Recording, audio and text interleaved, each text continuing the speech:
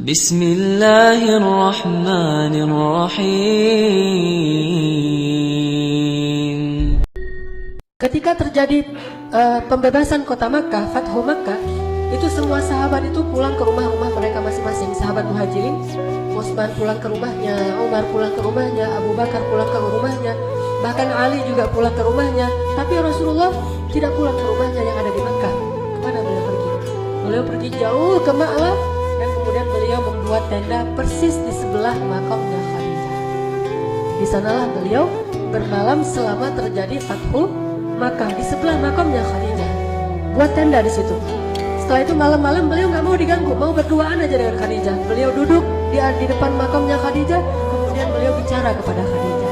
Baca nanti sirah Ibnu Hisham, sirah yang paling lengkap tentang Rasulullah SAW. Disebutkan di situ Rasulullah curhat kepada Khadijah sambil menangis di depan makamnya Khadijah. Rasulullah mengatakan, ya Khadijah, sadaqti ya Khadijah, sadaqti. Kamu benar ya Khadijah, kamu benar. Apa yang kamu ucapkan dulu tuh benar banget. Apa yang dibenarkan oleh Rasulullah tentang Khadijah? Dulu ketika awal dakwah Nabi lakukan di Makkah, Rasulullah itu kan dicela, dihina, dimusuhi. Khadijah bilang apa? Ya Rasulullah, demi Allah, jangan khawatir. Sesungguhnya Allah pasti akan memenangkan agama ini, dan Allah tidak akan mengecewakan engkau. Jadi sebenarnya ya Rasulullah, Allah nggak akan mengecewakan engkau, dan Allah pasti akan memenangkan agamamu. Itu yang dikatakan Khadijah di awal dakwah. Ternyata sekarang Rasulullah berhasil membebaskan kota Makkah, sehingga Rasulullah datang kepada Khadijah. Kemudian beliau mengatakan kepada Khadijah, dan Khadijah di dalam kuburnya, entah dia dengar atau tidak Allah yang memberitahu.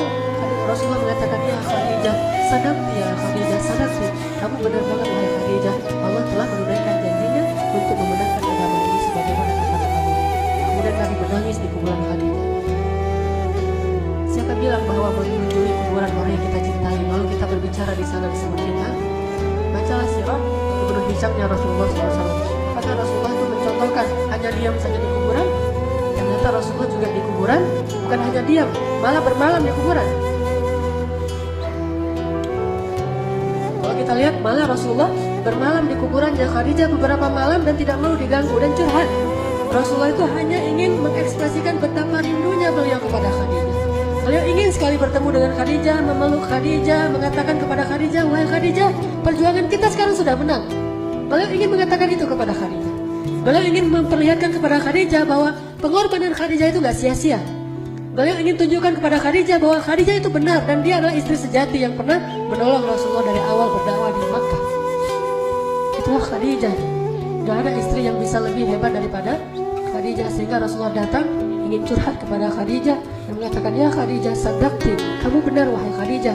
Apa yang kamu katakan itu benar, bahwa perjuanganmu itu gak sia-sia. Allah sudah memenangkan perjuangan kita ya Khadijah. Ini bayat cinta. Apa yang sudah dilakukan Khadijah sehingga begitu dalam cinta Rasulullah kepadanya. Bahkan tidak tergantikan oleh 9 orang istrinya, walaupun istri-istri yang cantik dan masih belia. Kalau kita mau cari jawabannya, kenapa Khadijah begitu dalam dicintai oleh suaminya Rasulullah SAW? Cuma satu kata aja rahasianya. Kata itu adalah wafa. W-A-F-A. Wafa. Itulah yang dimiliki oleh Khadijah. Apa itu wafa? Wafa itu kalau saya terjemahin bebas, wafa itu artinya habis-habisan. Wafa itu habis-habisan. Udah gak ada lagi yang tersisa. Tidak ada satupun kebaikan yang dimiliki oleh Khadijah kecuali sudah diberikan kepada Rasulullah SAW. Tidak ada satupun kesempatan berkorban yang dimiliki oleh Khadijah kecuali dia akan berkorban untuk Rasulullah. Tidak ada seorang pun yang lebih didahulukan kebaikannya untuk Khadijah selain Rasulullah SAW. Wafa habis-habisan. Udah gak ada lagi yang tersisa kebaikan Khadijah kecuali semuanya diberikan kepada Rasulullah. Wafa habis-habisan. Dan salah satu di antara sifat wafa itu adalah dia gak peduli suaminya kayak gimana. Kalau dia masih bilang, tapi kan suami saya kayak gini, itu bukan sifat wafa. Wafa itu gak ada hubungannya siapa suami dia, siapa istri dia, gak ada itu. Wafa itu murni, saya mencintai dia dan saya sudah berbayat untuk mencintai dia. Udah selesai. Sejak dia menikahi saya berbayat bahwa saya akan mencintai dia seumur hidup, maka selesai sudah. Mau dia orangnya mau memberikan hak saya, mau dia orangnya ngecewain saya, mau dia banyak kekurangan segala macam, pokoknya saya cinta sama dia. Udah, itulah wafa. Cinta mati, cinta habis-habisan, gak peduli kayak gimana juga. Kalau diuji dengan suami yang seberat Fir'aun sekalipun, wafanya Asia kepada Fir'aun, suami yang paling zalim, tapi Asia tetap berbuat baik kepada dia. Begitu juga dengan Fatimah. Ali yang miskin, udah miskin, banyak kerjaan lagi di luar, miskin, udah gitu nggak bisa ngasih nafkah, udah gitu sering keluar negeri untuk berdakwah dan nggak ada hasilnya. Tetapi Fatimah terus wafat kepada Ali. Rata-rata di antara 4 perempuan ini selain Maryam, karena Maryam tidak punya suami, salah satu yang membuat mereka lebih dari perempuan yang lain adalah mereka semua punya sifat wafat dan nggak ada pengecualian. Nggak ada cerita itu kan Firaun, nggak ada, itu suami saya dan saya cinta sama dia. Soal dia kafir itu urusan dia dengan Allah, tapi urusan saya dengan dia suami saya. Itu Asia. Fatimah, itu Ali adalah suami saya. Soal dia misalnya terlalu sibuk dengan orang lain, sedikit waktu untuk keluarga segala macam, pokoknya saya cinta sama dia dan apapun yang dia butuhkan saya akan berikan. Itu wafat. Jadi Khadijah istri yang paling wafat kepada Rasulullah SAW, dan gak ada satu orang pun sahabat atau istri Nabi yang bisa wafat seperti Khadijah.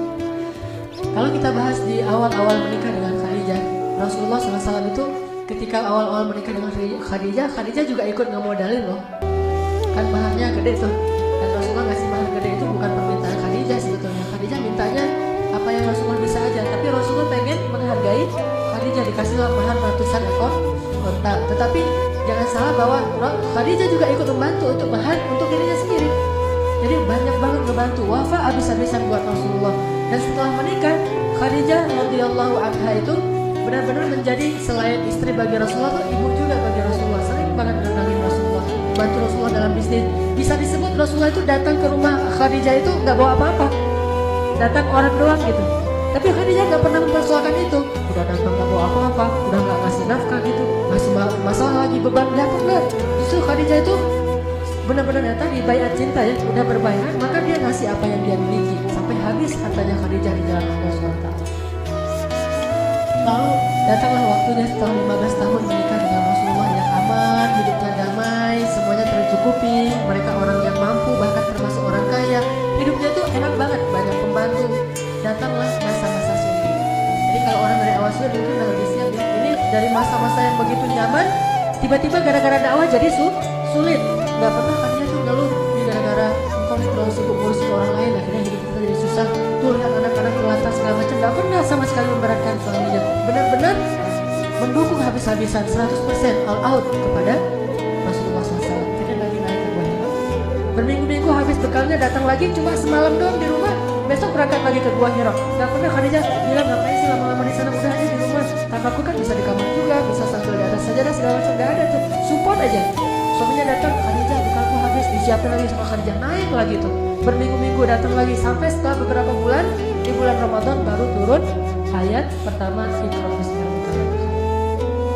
Sejak saat itu Nabi ketakutan turun dari Gua Hira, tiba-tiba Jibril lagi tuh ya. Pas Nabi keluar dari Gua Hira, diinin sama Jibril, dipanggil sama Jibril, terus Jibril tuh menampakkan wujud aslinya di langit dunia itu. Semua langit itu penuh dengan wajah Jibril. Bayangin aja malaikat segede itu ngelongok gitu kan ya.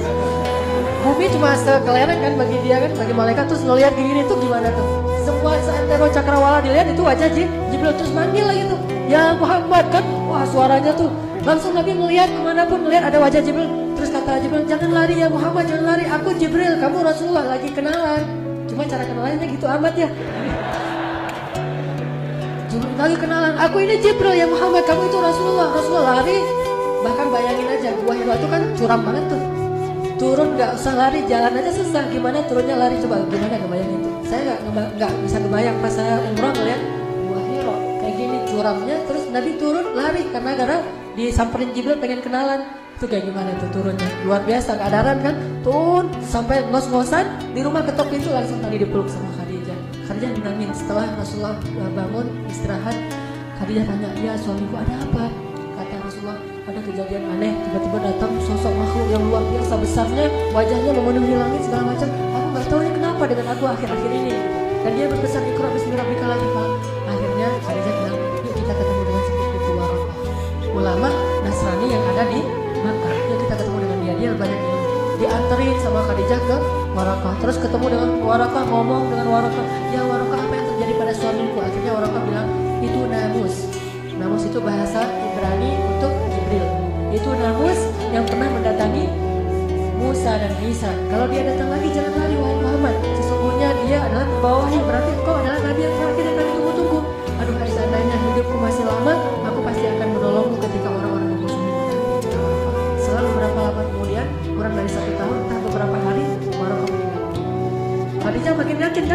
suaminya adalah utusan Allah, bahagia banget Khadijah, mendukung banget. Tapi dia tahu resiko kayak yang disampaikan Khadijah oleh Waraqah. Apa kata Waraqah diam-diam kepada Khadijah? Ya Khadijah, suamimu itu akan mendapatkan banyak sekali masalah, maka beradalah terus di sisinya. Kata Khadijah, saya menjadi tidak itu tebusan. Kalau ada apa-apa saya duluan ya kan, ngadapin ya Waraqah, saya akan membantu suami saya hidup dan mati. Ini banyak cinta ya Khadijah. Tahu resiko jadi seorang nabi.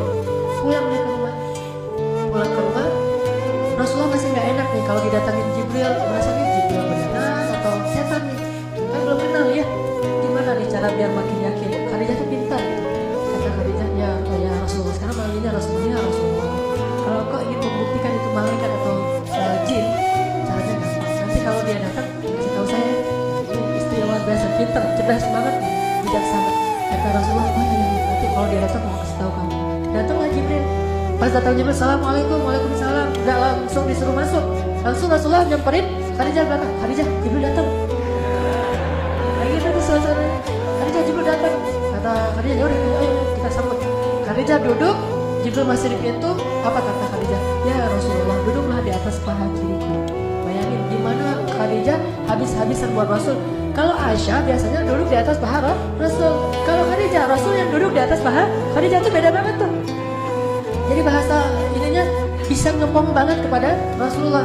Kebetulan juga usia Rasulullah kan 15 tahun lebih muda ya. Tapi memang sifatnya ngomong banget, benar-benar ngebantuin Rasul. Dan saya nggak bisa ngebayangin. Saya coba imajinasi ya. Gimana tuh duduk di atas paha istri? Saya juga belum pernah. Kalau tidur di atas paha istri sering ya dibelai gitu kan. Maaf ya, jomblo ya.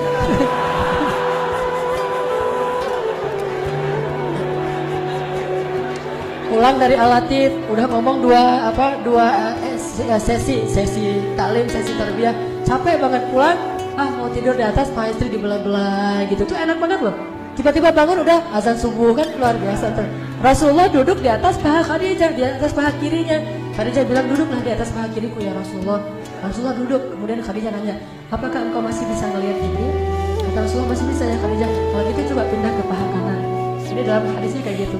Akhirnya Nabi pindah lagi ke paha kanannya Khadijah, dipeluk sama Khadijah. Masih ngeliat nggak Jibrilnya? Masih. Kalau gitu coba ke belakang saya. Maksudnya ke belakang meluk Khadijah dari belakang kan keren banget tuh ya. Meluk dari belakang kayak orang lagi ngapain gitu kan. Udah gitu Khadijah nanya, ya Rasul masih ngeliat Jibril nggak? Masih. Akhirnya Khadijah membuka, pura-pura mau membuka cadar dan jilbabnya. Pas dia mau membuka itu Rasulullah tanya, ya Rasulullah masih ngeliat Jibril? Kata Rasulullah, udah nggak ngeliat, Jibril udah pergi. Kata Khadijah, kalau gitu dia benar-benar malaikat. Kenapa? Malaikat tidak mau melihat aurat. Malaikat tidak mau melihat aurat. Kalau dia masih ngelihat, melototin lagi, itu jin banget tuh. Kan cerdas banget ya Khadijah ya. Cara nguji mana malaikat, mana jin. Jadi yang senang melihat melototin gitu-gituan, itu jin. Kalau malaikat nggak senang yang gitu-gituan. Jadi kalau kita pengen nih, yang cewek-cewek nih pengen doanya mustajabah, diaminkan oleh malaikat, kemana dia pergi dinaungin malaikat, berarti muhajabah, tutuplah auratnya, karena malaikat gak mau dekat dengan orang yang buka aurat. Kenapa? Malaikat itu sangat terjaga. Pandangan matanya malaikat itu terjaga. Emang malaikat ada hawa nafsu? Ini bukan soal nafsu ya, tapi soal kesucian, kehormatan, dan malaikat itu menghargai perempuan. Sehingga malaikat gak mau melihat perempuan yang sedang membuka aurat. Jadi kalau malaikat Jibril datang ke rumah Khadijah, itu pasti minta izin dulu. Takutnya Khadijah belum pakai jilbab. Makanya Khadijah nguji nih. Pas mau dibuka, belum dibuka juga, Jibril udah pergi tuh. Ya Rasulullah masih melihat? Enggak. Berarti dia Jibril malaikat, bukan jin. Makin mantap tuh Rasulullah. Oh ya, kalau gitu berarti saya benar-benar Rasul nih. Kan tadi ragu tuh. Rasul beneran gak sih? Apalagi setelah dapat ayat pertama Al-Alaq, 6 bulan itu gak ada wahyu. Nah dalam 6 bulan itu kan Nabi jadi ragu lagi. Jangan-jangan saya gak jadi Nabi nih, dibatalin gitu kan.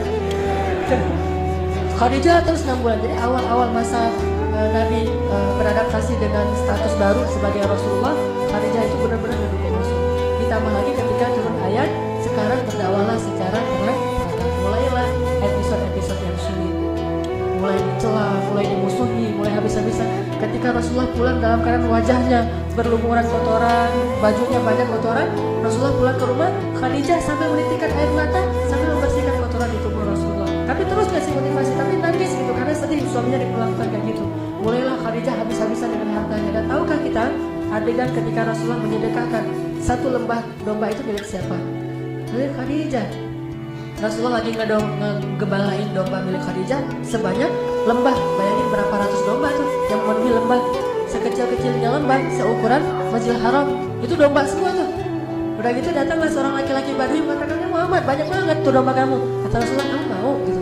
"Hah, gimana caranya?" Bilanglah, "Asyhadu an la ilaha illallah wa anna Muhammadar Rasulullah. Aku kasih domba ini seluruhnya untuk kamu." "Masa sih?" "Ya iyalah, masa nggak bisa?" Terus kata dia, "Bisa beneran?" "Beneran." Akhirnya dia bersyahadat, dia ucapkan syahadatain. Langsung Rasulullah mengatakan, "Ini semuanya milik kamu." Dia pulang sambil bersiul membawa domba satu lembah, bayangin. Terus dia bilang ke kaum-kaumnya, "Ternyata masuk Islam itu enak ya, dikasih domba selembah. Ayo kita masuk Islam." Rame-rame datang lagi tuh. Rasulullah pulang sendiri. Tadi datangnya bawa domba, pulangnya sendiri. Ketika pulang sendiri tanya Khadijah, "Ya Rasulullah, kok pulang sendiri? Domba-dombanya kemana?" "Saya serahkan untuk Allah, yaitu saya sedekahkan agar orang masuk Islam." Khadijah bahagia banget. "Ya udah, besok kita siapin lagi." Oh, luar biasa nih. Domba selembah habis, besok disiapin lagi. Siapa istri yang bisa kayak gitu? Susah banget kan ya? Itulah wafa, hartanya habis fi sabilillah. Kalau kita bicara tentang kedermawanan Abu Bakar, itu kan laki-lakinya. Kita jarang ngebahas perempuannya, nggak seimbang, nggak adil. Padahal harusnya kita sebutkan juga bahwa ada perempuan yang sedermawanan Abu Bakar, bahkan lebih dari Abu Bakar, yaitu Khadijah. Khadijah itu luar biasa. Yang membeli budak-budak di Makkah itu bukan cuma Abu Bakar, Khadijah juga beli. Kemudian dibebaskan dengan harga yang satu orang budak itu harga paling murahnya 700 juta. Kira-kira berapa miliar habis uang Khadijah. Jadi udah Nabi datang nggak pakai modal, udah gitu bawa masalah, terus Khadijah habis-habisan nggak ngeluh sama sekali. Dan yang paling membuat saya merasa sedih itu adalah ketika Rasulullah SAW itu imbas dari dakwah beliau itu sampai kepada anak-anak beliau yang perempuan, putri-putrinya. Saya nggak bisa ngebayangin tuh kalau putri saya diperlakukan kayak gitu gara-gara dakwah saya. Itu luar biasa. Siapa putrinya yang diperlakukan kayak gitu? Ruqayyah dan Ummu Kulsum. Ruqayyah dan Ummu Kulsum dinikahkan dengan putranya Abu Lahab, berarti sepupuan ya. Nikah dengan sepupunya Abu Lahab, gak beriman kepada Rasulullah. Sehingga gara-gara Abu Lahab benci sama Rasulullah, apalagi setelah berdakwah, Abu Lahab menyuruh anak-anaknya untuk menceraikan istri mereka. Itu anak Rasulullah. Diceraikannya tuh bukan dengan cara yang biasa, diceraikan dengan cara yang hina banget. Diusir dari rumah, disuruh pulang ke orang tuanya sambil dimaki-maki. Sehingga akhirnya datanglah Ruqayyah ke rumah Khadijah. "Ibu," gitu, nangis. "Kenapa nak, kenapa? Suamiku menceraikanku, mertuaku marahin aku, mereka mencela aku segala macam. Katanya aku anak seorang pendusta," segala macam. Nangis habis-habisan di depan Khadijah, dipeluk oleh Khadijah. Terus Khadijah bilang, sabar ya, jangan sampai kita membuat ayah kita susah gara-gara kamu dalam kasus ini." Gak dikasih tahu kepada Rasulullah. Sampai akhirnya Rasulullah tahu sendiri dari keluarga Abu Lahab, saking menjaganya perasaan Rasulullah. Jangan sampai concern Rasulullah di dakwah itu terganggu oleh masalah anaknya. Bukan justru bilang ke Rasulullah, "Lihat tuh anak kita tuh jadi imbas gara-gara kerjaan kamu." Enggak. Justru disuruh sabar anaknya, jangan ngeluh ya, kita harus dukung ayah kita gitu. Terus aja. Gak lama kemudian hari kedua datang lagi Ummu Kulsum, sama juga statusnya, dicerai oleh suaminya, nangis-nangis. Khadijah menghibur lagi, sama sekali gak menyalahkan suaminya Rasulullah yang sedang berdakwah. Sampai akhirnya saking sedihnya Rasulullah anaknya diperlakukan kayak gitu, Nabi berdoa, "Ya Allah, utuslah serigalamu untuk anak-anaknya Abu Lahab." Itu sekali-kalinya Nabi berdoa itu dalam bentuk doa yang buruk, dan itu terjadi. Akhirnya anak Abu Lahab itu matinya gimana? Dimakan serigala dalam satu perjalanan. Saking sedihnya Rasulullah ketika anaknya diperlakukan kayak gitu. Dan Rasulullah itu sering tersentuh kalau urusan perempuan. Kalau ada perempuan yang dizalimi, Rasulullah itu marah banget. Termasuk kenapa Rasulullah membunuh satu Bani Quraidah orang Yahudi, karena melecehkan seorang perempuan, roknya diikat dengan tali, kemudian pas dia jalan tersikat auratnya sehingga dia malu. Lalu ketika dia malu disorakin rame-rame. Lalu ada laki-laki muslim yang membela dia, dibunuh sama pemuda Yahudi. Akhirnya Rasulullah marah udah. Kalau udah main perempuan, Rasulullah tuh marah besar. Akhirnya mereka dikepung, gak mau menyerahkan pembunuhnya, dan mereka pun diperangi. Sekitar 300 orang laki-laki Yahudi kemudian dibunuh oleh Rasulullah SAW. Gara-gara gak mau menyerahkan para pembunuh laki-laki tadi dan yang telah melecehkan perempuan Islam. Artinya bahwa Rasulullah tuh sedih banget ketika anaknya digituin. Terjadi lagi nanti pemboikotan terhadap Rasulullah selama 3 tahun. Nah, ketika Rasulullah diboikot selama 3 tahun, Khadijah menemani Rasulullah. Dan sampai Khadijah habis hartanya membiayai berapa orang? Ada lebih dari 1000 orang kaum muslimin Bani Hashim yang diboikot, siang malam ditanggung oleh Abu Bakar dan Khadijah, 2 orang ini. Sampai Abu Bakar jatuh miskin, sampai Khadijah jatuh miskin. Bayangin, ngebayarin pengungsi selama 3 tahun. Kan luar biasa tuh, pengungsinya banyak, setiap hari butuh air, dan air mahal di Mekah itu. Mereka bayar air aja udah habis uangnya, kayak kita beli aqua setiap hari tuh, lama-lama untuk satu masjid aja kayak gini nih, sekitar 500 orang. Kalau setiap hari itikaf di masjid kan lumayan tuh kan ya biayanya. Yang nanggung cuma 2 orang, satu ikhwan, satu akhwat. Selama 3 tahun coba kalian. baik. Kayak gimana tuh butuhnya?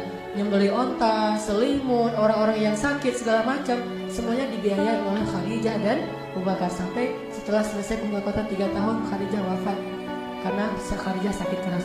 Ada adegan yang mengharukan di situ. Dalam keadaan sakit keras, dalam keadaan meriang gitu, Khadijah masih mempersiapkan makanan untuk Rasulullah SAW. Gak ada sama sekali istirahatnya. Dari sejak menikah, apalagi sejak berdakwah, itu gak ada istirahatnya. Sampai Nabi bilang, Khadijah istirahat. Apa Khadijah? Ya Rasulullah, kata Khadijah, istirahat kita nanti di akhirat. Istirahat kita nanti di akhirat. Perjuangan banget, berdua nih berjuang habis-habisan. Kalau bisa disebut, Islam ini adalah hasil pengorbanan Abu Bakar dan Khadijah, selain Rasulullah pastinya. Islam itu yang kita sekarang nikmati ini adalah hasil perjuangan seorang perempuan yang luar biasa, Khadijah. Ya Rasulullah, istirahat kita nanti di akhirat. Dan benar-benar istirahatnya di akhirat. Gak ada istirahatnya, sakit pun meriang. Dan itu bukan sakit biasa, sakit menjelang wafat. Itu kan sakit yang paling parah tuh. Kalau kata Rasul, sakit yang tidak ada obat, sakit menjelang wafat. Itu nyiapin makanan. Sampai Allah sayang banget sama Khadijah, gak tega ngeliat Khadijah gitu. Akhirnya ngutus Jibril, ya Jibril turunlah untuk Khadijah. Turun Jibril untuk Khadijah. Apa kata Jibril? Assalamualaikum ya Rasulullah. Rasulullah baru datang. Kata Jibril, ya Rasulullah, tolong nanti kalau Khadijah datang bawa makanan, bilang ke Khadijah, Allah menitipkan salam untuk Khadijah. Allah sendiri yang nitipin salam buat Khadijah. Dan Jibril juga nitipin salamnya. Jangan lupa ya, Jibril nitipin salam tuh untuk Khadijah. Saking kagumnya Jibril kepada Khadijah, dia pengen nama dia juga disebutin. Jibril juga nitipin salam kepada Khadijah. Ya wahai Jibril. Kemudian Jibril pergi, datanglah Khadijah membawa makanan itu sambil gemetar gitu karena udah mau meninggal, udah sakit banget.